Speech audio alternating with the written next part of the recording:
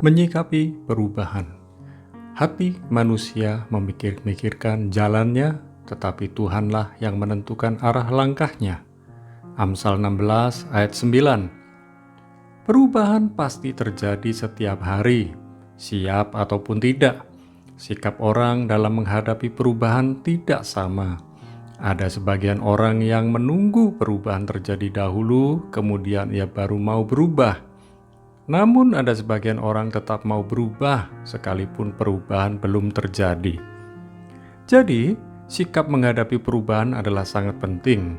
Kita harus bersikap benar menghadapi perubahan.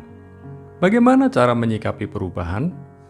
Ada dua hal penting dalam menyikapi perubahan. Yang pertama, buatlah perencanaan. Jika kita gagal membuat perencanaan, kita sedang merencanakan kegagalan.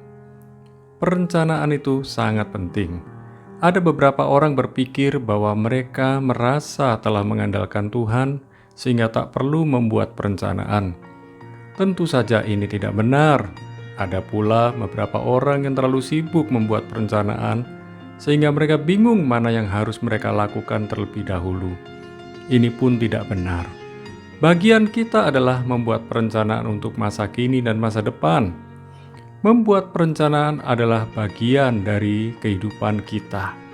Ada perencanaan harian, mingguan, bulanan, bahkan perencanaan untuk tahun-tahun mendatang. Buatlah perencanaan, sekalipun tidak semua perencanaan kita akan terlaksana. Sebab kita harus menyerahkan semua rencana kita kepada Tuhan. Saya sering berdoa, jika rencana saya tidak sesuai dengan rencana Tuhan, lebih baik Tuhan membatalkan saja. Biarlah rencana Tuhan yang jadi, bukan rencana saya.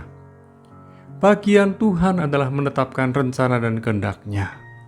Rencana dan kehendak Tuhan pasti terlaksana. Jika kita mau setuju dengan rencana dan kehendak Tuhan, maka satu demi satu rencana dan kehendak Tuhan pasti akan terlaksana lebih cepat dari yang kita harapkan. Oleh sebab itu, marilah kita setuju dengan rencana dan kehendak Tuhan setiap hari. Yang kedua, miliki kemauan untuk berubah. Perubahan bukanlah perubahan sampai terjadi perubahan. Perubahan dapat terjadi secara mendadak. Perubahan dapat terjadi perlahan-lahan. Mari kita belajar untuk setuju dengan kehendak Tuhan. Jika kita memberontak dengan kehendak Tuhan, maka kita akan babak belur menjalani kehidupan kita. Jangan sampai kita terpaksa berubah setelah babak belur menghadapi berbagai persoalan kehidupan. Sesungguhnya Tuhan tidak pernah memberikan permasalahan kepada kita. Namun, lewat permasalahan yang kita hadapi akan mendorong kita untuk berubah. Berubahlah karena kita memang mau berubah. Jangan sampai kita berubah karena terpaksa. Perubahan demi perubahan akan terasa dan terlihat indah saat kita mau setuju dengan rencana dan kehendak Tuhan. Mari sikapi setiap perubahan dengan penuh syukur kepada Tuhan. Saat kita setuju dengan Tuhan, kita akan melihat betapa indahnya rencana Tuhan.